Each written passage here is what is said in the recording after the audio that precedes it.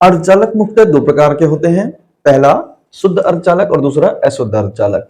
शुद्ध अर्धचालक का मतलब होता है जर्मेनियम और सिलिकॉन, यानी कि जब कोई भी अर्धचालक में अशुद्धि नहीं उपस्थित होता है, कोई अन्य परमाणु नहीं मिला होता, बिल्कुल शुद्ध अवस्था में पाया जाता है, तो उस प्रकार के अर्धचालक को हम लोग शुद्ध अर्धचालक कहते हैं, जैसे कि जर्मेनियम और सिलिकॉन। ठीक है। और अशुद्ध अर्धचालक क्या होता है? जब किसी भी शुद्ध अर्धचालक में कोई अन्य पदार्थ या परमाणु अशुद्धि के रूप में मिला होता है, तो उस प्रकार के अर्धचालक को हम लोग अशुद्ध अर्धचालक कहते हैं और इन्हें सामान्यतः बनाया जाता है। और ये दो प्रकार के होते हैं, पी प्रकार के और एन प्रकार के। अब हम समझते हैं पी प्रकार का अर्धचालक क्या होता है, एन प्रकार का अर्धचालक क्या होता है, इनके बीच में क्या अंतर होता है, इनको किस प्रकार से बनाया जाता है।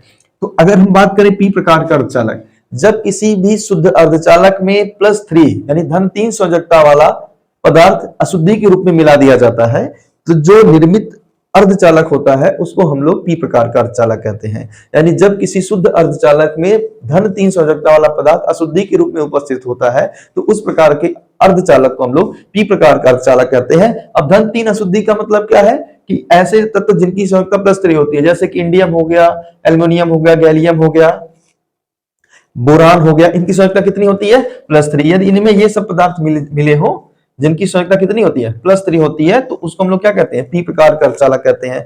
और जब भी किसी अर्धचालक में धन 5 संयोजकता वाला पदार्थ अशुद्धि के रूप में मिला होता है, जब भी किसी शुद्ध अर्धचालक में धन 5 संयोजकता वाला पदार्थ अशुद्धि के रूप में मिला होता है, तो उस प्रकार के अर्धचालक को हम एन प्रकार का अर्धचालक कहते हैं। +5 संयोजकता की बात करें तो फास्फोरस हो गया, आर्सेनिक हो गया, एंटीमनी हो गया, नाइट्रोजन परिवार के तत्व। ठीक है। और यहाँ पे बोरान परिवार के तत्व यानी मिले होते हैं यदि शुद्ध अर्धचालक में, तो उसको हम लोग पी प्रकार का कहते हैं। और यदि नाइट्रोजन परिवार के तत्व किसी भी शुद्ध अर्धचालक में मिले होते हैं, तो उसको हम लोग क्या कहते हैं? एन प्रकार का अर्धचालक। यहाँ पे आप ये भी याद रखिएगा कि पी टाइप के अर्धचालक में बोरान परिवार के तत्व मिले होते हैं। ठीक है, बोरान परिवार के तत्व। और एन प्रकार के अर्धचालक में किस प्रकार के तत्व मिले होते हैं? नाइट्रोजन परिवार के तत्व मिले होते हैं, जिनकी संख्या कितनी होती है? +5 होती है।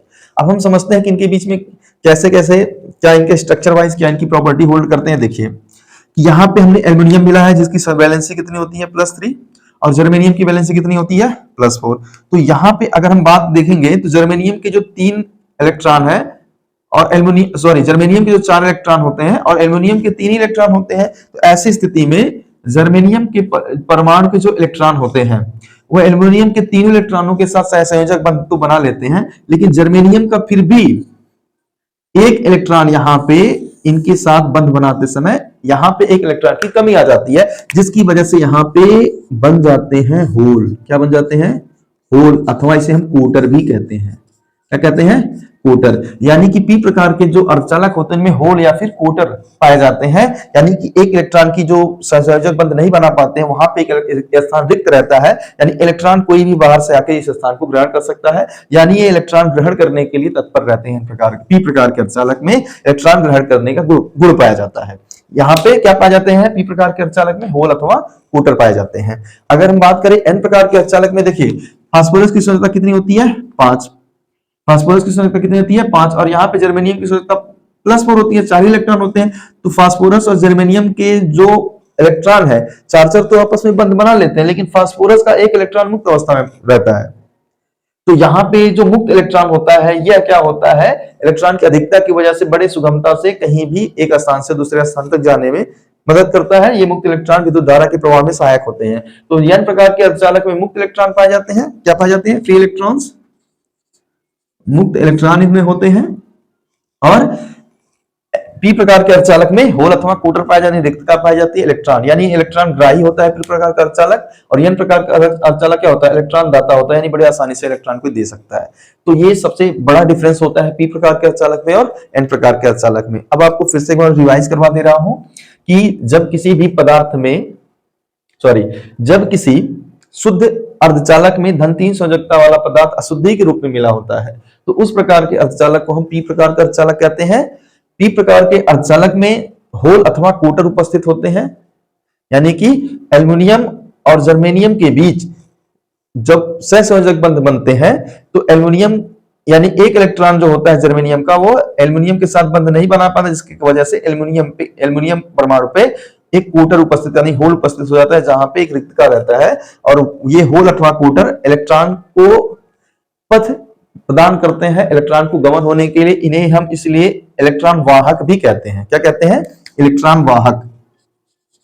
पी प्रकार के जो अर्धचालक होते हैं वह इलेक्ट्रॉन वाहक हो जाते हैं, यानी कि इलेक्ट्रॉन को ले जाने का कार्य करते हैं, इलेक्ट्रॉन को पथ प्रदान करते हैं, जिससे इलेक्ट्रॉन क्या होता है, सुगमता से विद्युत धारा का प्रवाह करते हैं।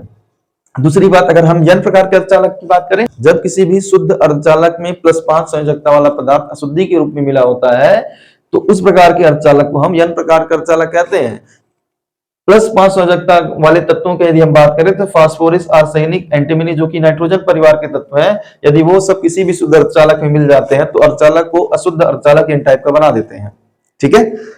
n प्रकार के अर्धचालकों में, n टाइप के अर्धचालकों में मुक्त इलेक्ट्रॉन अधिक होते हैं, यानी ये इलेक्ट्रॉन दाता होते हैं, इलेक्ट्रॉन देने का काम करते हैं।